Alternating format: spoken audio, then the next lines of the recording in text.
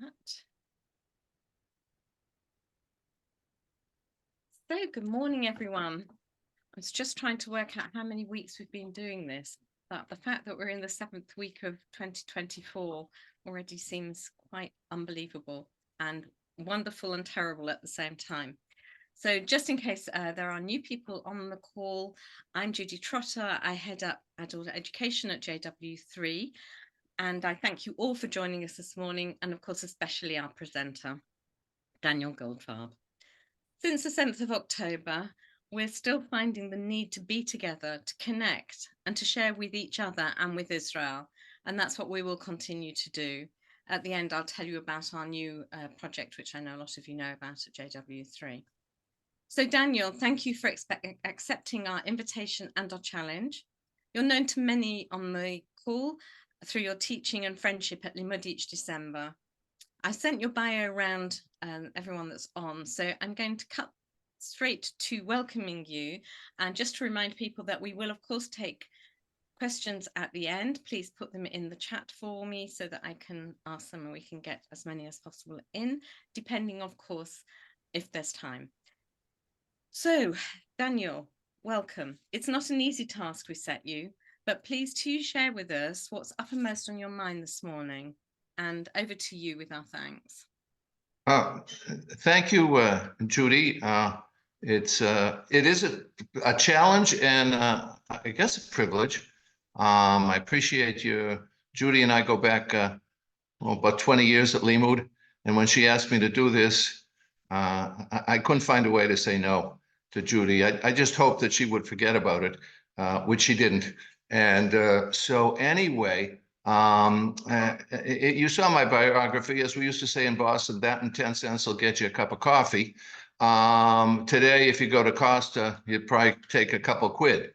So not worth very much the older you get. But anyway, let's get right into the material that she asked me to do, and I'm going to try share screen.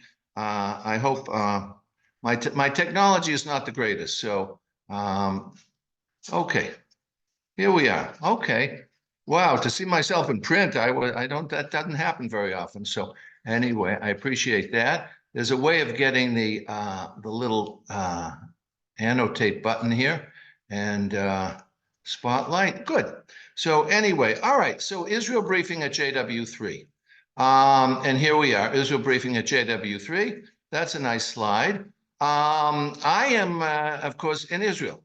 And this is where I live at Remote, which is I guess, a neighborhood of Jerusalem. I don't want to call it a suburb because we belong to Jerusalem, and it's a 8 to 10 minute drive unless there's traffic, which is most of the day. A charming Jerusalem suburb, it says on that little slide that I found on, a little bit of Seller's Puff, the world's best coffee. But anyway, it's a nice place. And of course, you people are here at JW3, which I happen to know fairly well. And we're connected by the technology. That's about the level of technology I'm up to. And I hope it's working.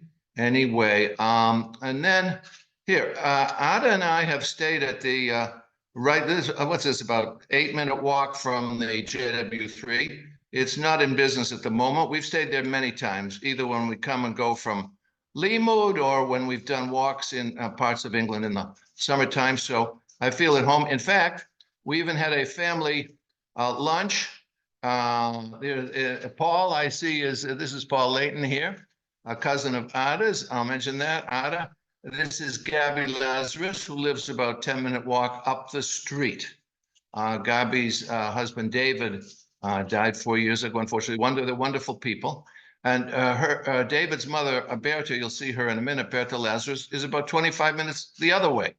And so we know JW3, that lunch was right down here, and we enjoyed it, and it's a great place, and it's a pleasure to be on the program with you. This is Ada's cousin, Berta Lazarus, who the relatives in this picture come from two sides of Ada's mother's family, both through kinder transport relatives. Berta was a kinder transport relative. She lives in St. John's Wood, and she's here talking to a friend of hers.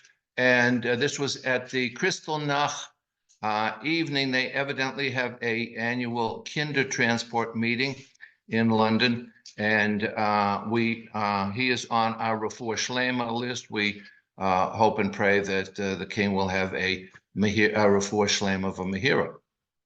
Anyway, Judy wrote to me about a week ago, and she said what they're doing at JW3.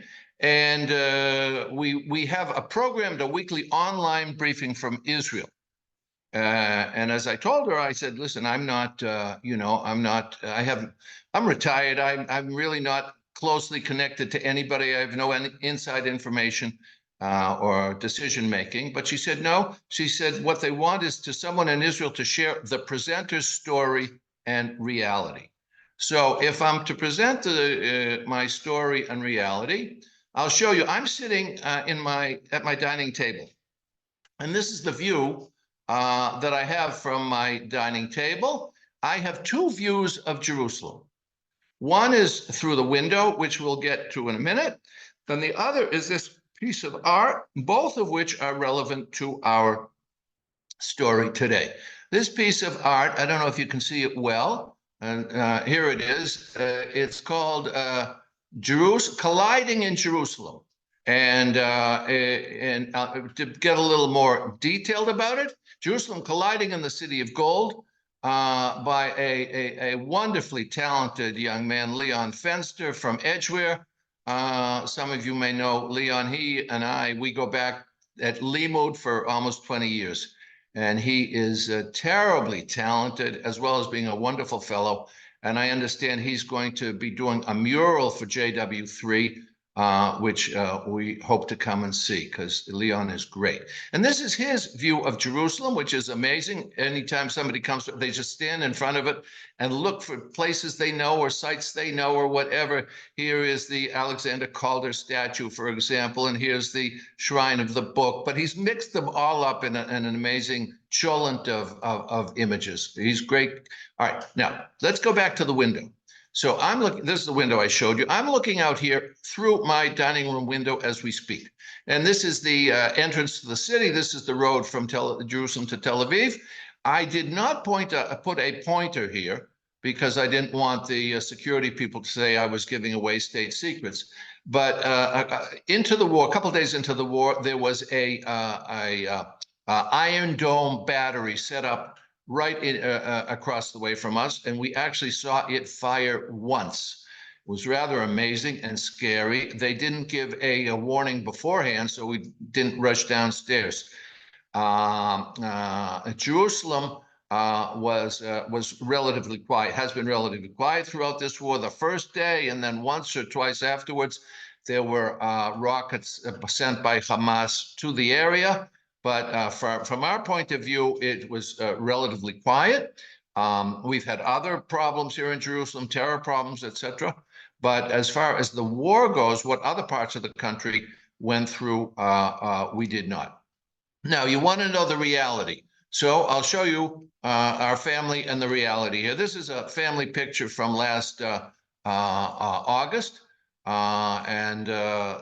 We have 4 kids. I won't go through the whole crew, but this is our oldest daughter, Michal, who is approaching an important birthday. But I won't mention it because ladies don't like numbers, but the first digit at the moment is still 4 for a couple more months. And anyway, she has 5 children. And let me show you what the war meant for this family.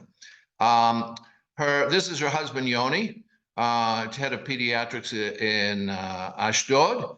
And he was taken immediately. Immediately means on that Shabbat. On that Shabbat, they didn't even wait. He was taken immediately to the medical corps. Then her oldest son, Ziv, who is 24, 25, he's been out of the army for a couple years. He was a tank commander, and he got called in immediately. This is her second child, Inbal, who had just finished 2 years of duty with the home front. The home front has become very important when the enemy is sending rockets to cities and to civilians. And they called her back immediately. This is Hadar, Ziv's wife. she was also called back immediately into the home front. Then this is Yotam, her third child. He had entered the army in August for the regular 2.5 years of duty. So, of course, he was there already. But what you can see is that she had 4 members of the immediate family drafted from the first day. This is our second child, Abigail, a couple of years younger than Michal. She has 4 kids, none of them Army age. Her oldest is approaching, but not yet Army. But her husband, Danny, was called in immediately and was in ordnance. And he and Ziv, as far as I know, Danny had a terrible task the first week or two. It was going down to the near Gaza communities with dealing with bodies. Awful, awful. And then he got moved into the ordnance and in and out of Gaza. I don't think he was into close fighting, fortunately, hopefully. And the same with our tank commander, fortunately. They have all been released in the last week or 2 or 3. Ziv a couple weeks ago because he's a university student. But it was a difficult period. What can I tell you? It was difficult particularly for Abigail, because with Donnie away and she has 4 young children, to run a household and have 4 children to take care of every day was a big challenge. All right, just to remind ourselves, here is Jerusalem. Here is Jerusalem. Michal lives in Bnei Darom, which is right next to Ashdod. Ashdod was heavily hit for about 6 weeks. It was heavily hit. Day, sometimes at night. Hamas evidently sleeps from about 10 at night till 6 in the morning. But once and it could be during the day, it could be Ashkelon to the south. Here's Gaza, of course. Ashkelon was awful. Ashkelon, there are a lot of English who live in Ashkelon, either full-time or part-time. And I know that life down there was terrible.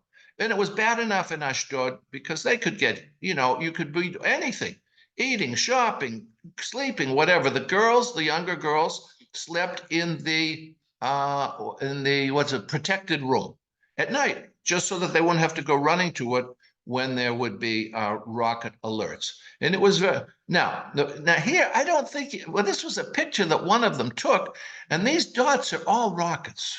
I mean, and this was, in the evening.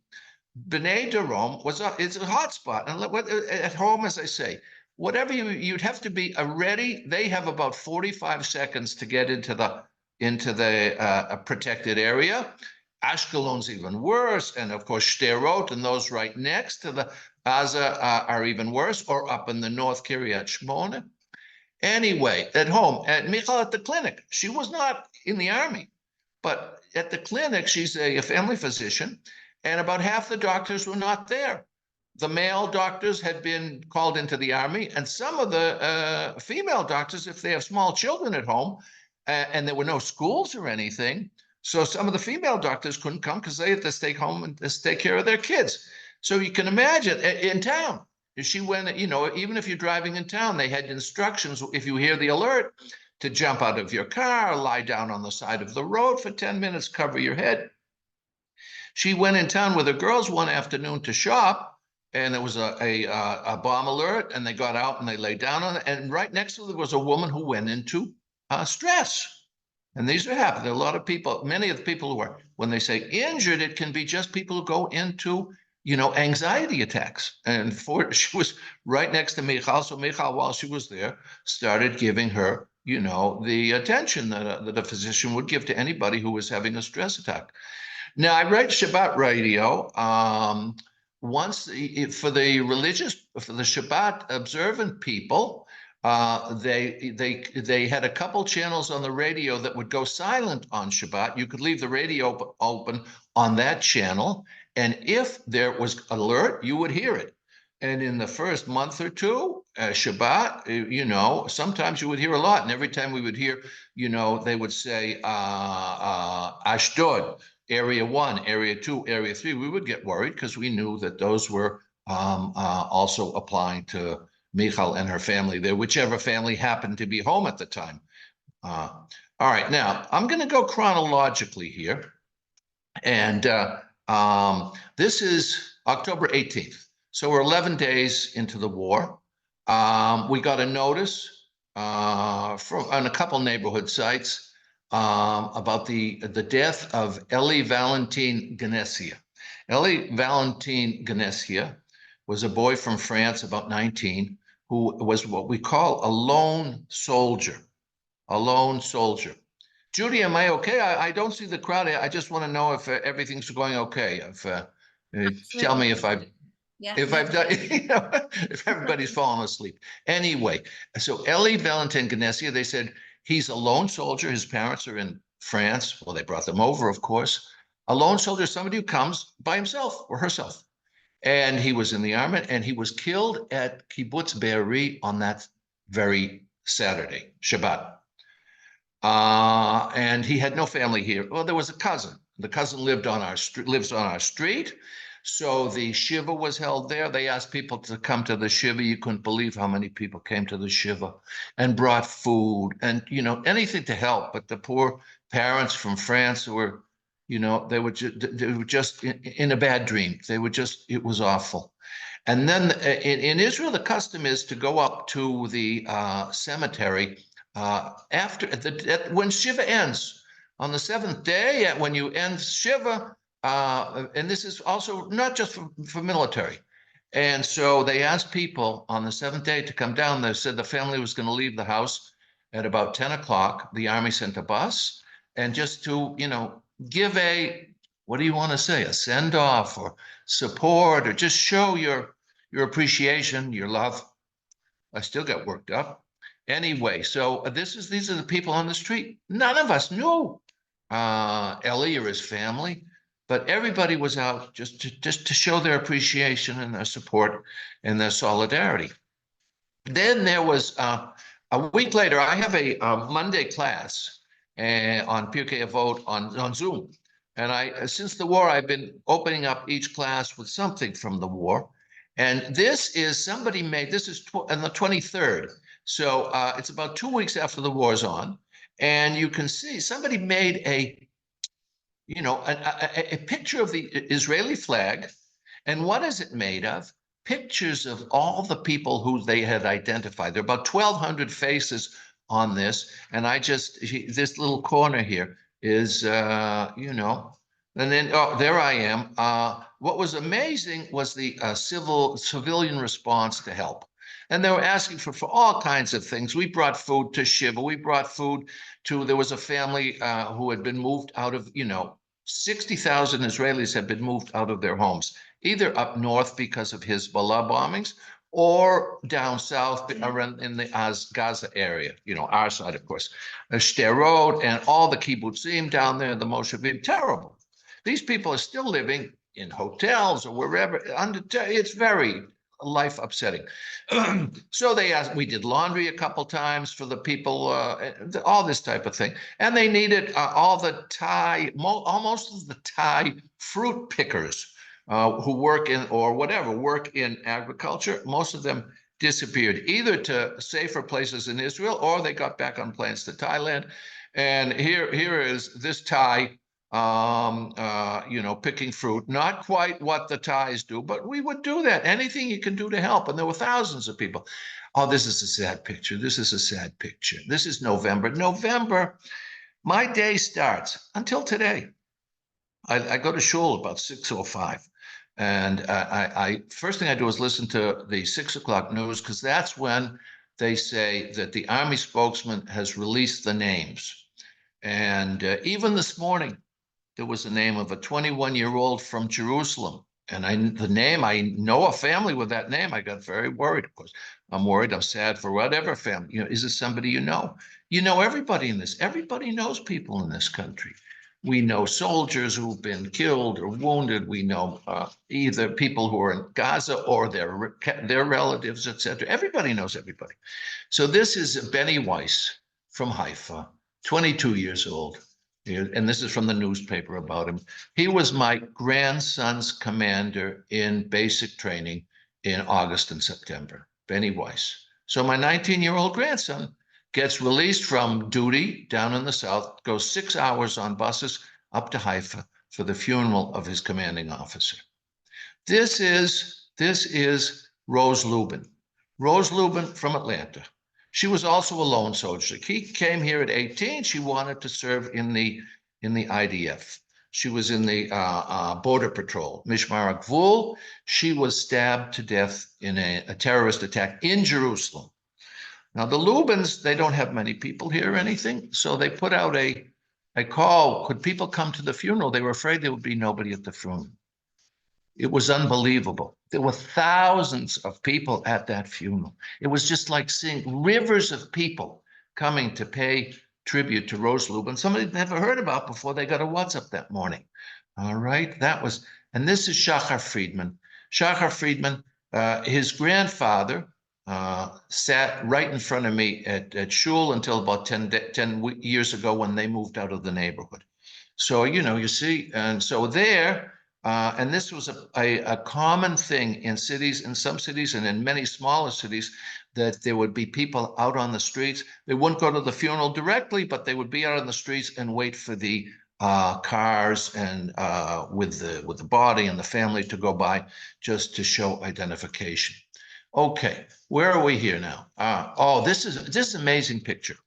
This is an amazing picture by a woman named Hannah Kritzman.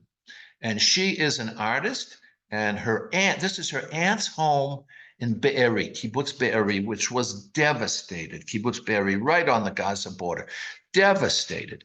And her aunt was severely wounded and then died. And Hannah Kritzman, an artist, she went down there to document it. But this is not a photograph. This is drawing. This is a drawing. Look at the details. It's amazing. I was just so moved by it. And evidently, if she's got an exhibition of this stuff, I think it's remarkable. So anyway, and here, November 27th, there was a break. This was the week that they were letting the hostages out. Remember? And there was, excuse me, more or less of a ceasefire. So we went, Michal had 4 of her 5 were home. So for dinner, for hours. Here's her husband, Yoni, in uniform, Ziv, who went back a couple hours after dinner. Hadar also went back in Baal here. So we went down just to, show some support, should give them a little credit. Oh, this is a sad one. This is Arnold. Arnold is here, I believe. I got a WhatsApp on December 10th. I understand that Naftali Gordon, the name didn't ring to me at the moment, was the son-in-law of the Ross. Then it started ringing. So very sad. This is the first I hear about it. Naftali Yonah Gordon, 32 years old. I was at Naftali's wedding, and I was at Naftali's funeral. That's my association with Naftali. He was married to Pessy Roth. Pessy Roth is the sister of Malki Roth, the daughter of Arnold and Frimit Roth, very close friends of ours. Arnold's from Australia, Frimit from New York, but they've been in Israel for about 30 years. Wonderful family. They had 7 children. Malki was killed in the bombing of Sparrow in August 2001. And here's a picture of Malki, 15 at the time, wonderful girl, taking care of her younger sister, Chaya Elisheva, who was severely disabled. And the Roths, in memory of Malki, set up Karen Malki, which is a organization which supports and helps with treatments, all kinds of things for families who keep their severely disabled children at home. And so we were at Malki's funeral, of course, at a bat mitzvah. We were at her sister, Pessy, a wonderful girl, married Naftali Gordon in September 19, 2019. So they're married 4 years when he was killed in Gaza. 2 young girls, terribly sad. Go to the funeral. And one thing so many of the soldiers who were killed, they're either officers or reserve people, and you hear the ages. I always listen for the age, and upper 20s and 30s and 40s, so many, which usually means there's a widow and very often small children. Very sad, very sad. Here, a couple weeks later, or 10 days later, the terrible story of the 3 Israeli hostages who managed to escape. They're being held oops, I'm running out of time. Anyway, so this was the funeral. I'll make it quick. All right, I want to say the thing about the women in this war. Here is another woman in the border police who was killed, Ethiopian girl from Carmiel. This is Carmi Gad, who is highly admired and loved by so many people for whom she's helped. Also in Gaza, she's helped him. She's a hostage. Hopefully she's okay. Here is a woman, a major. She runs a combat unit, the first woman heading a combat unit in Gaza, mother of 3. Amazing story. Hadassah, you go to Hadassah, you see this was on December, what's the date here? January 8th, 12 people from Hadassah. They're either 1 or 2 are actually people who work there. The others are children, spouses, parents, or whatever, of either people killed on that date or in Gaza or killed in the war. Then we went to a week later or so, the number of Hadassah people. This is at Ein Kerem, the other, but it's the same thing, has gone up to 15 people. He's the day that 24 were killed. So sad. This was last Sunday when these 2 men were brought out. The same day there were soldiers killed. So there's joy and there was sorrow. And the last time we were at Hadassah, 17. It has grown over a month from 12 to 17 people at Hadassah who are related to people who were either killed or in captivity or whatever. So I just want to sum it up. Where are we? Well, militarily, we've had a lot of tactical achievements, but we're a long way off. The hostages are still there, alive or dead. People are displaced, many wounded, trauma. The country is in trauma. We're still in trauma. There's a lot of dissatisfaction with the leadership, etc. I don't want to go into that, for the failures, also with the government office. I understand that Bituach Leumi, the National Social Welfare Office, has been working well. The volunteer effort has been amazing, And personally, how do I end it up? It's been a roller coaster. The last year in Israel has been a roller coaster, mainly down, but we just keep pushing ahead and do our best and helping those who need help. And that's it. I hope I didn't overrun my time. Well, Judy, you're in charge. That was perfect. Thank you. It was just reminds us, which is what we need, of the personal side of all of this, that just all those names, and we forget on the day-to-day. It's at the back of our mind, and you've brought it to the fore of our minds. So thank you for that. And lovely to see Leon, which was the hope and the future. And I know Leon's on the call, and it's a joy to have him working with us at JW3. Meanwhile, our installations now I'll mention as well, which is we have 2 up at the moment. One is Max Bloom's posters. He's taken sayings that he's heard people, the eavesdropping, or people have actually said to him, and they are on the outside of our building, on the windows, the glass at the back. They're inside the building but facing out as you walk down the road. And then on the bridge, we have the love locks for hostages. So this is based on the love locks in Paris and very other places around the world. And they are mainly for the hostages. So we started just opened on Sunday with 138 at that point, hostage names. And it was a great joy, I think, the next day to take 2 of them down. And now people are adding their own. So one side is getting full, and when that's full, we'll look at the other side. If anyone from abroad wants to add a padlock, we're very happy to write on one for you. There's obviously no charge in this. It's been sponsored. We have far more padlocks than we were expecting. Boxes and boxes and boxes of them arrived. So we're very happy to put those up for people. And it was just very moving watching people yesterday putting ones on and having their photos taken, and speaking to Marcel Noble, whose idea this was. So and yes, just to, it feels very backwards and forwards, the sad and yet the slight optimism. Arnold, our condolences to you on the family loss, and to everyone who's suffering at the moment. All we can say is it's terrible, and we're here, and we want optimism, and it's very hard to find. I didn't even ask you the question to finish with an optimistic, because you spoke about Leon, and that felt like our optimism for the day. There's various chat messages, thank you, which I will send on. Just a reminder that all these Friday mornings are up on our website and on our YouTube page. Thank you all again for attending and engaging and being with us. Daniel, thank you so much. It's always lovely to see you, and I look forward to seeing you in the building in the summer when hopefully the news will be better. Hopefully better circumstances. Absolutely. I wish everyone a Shabbat Shalom, both in Jerusalem and here and in Abu Dhabi too. And we look forward to seeing you all at JW3 and online very soon. Goodbye all, and thank you.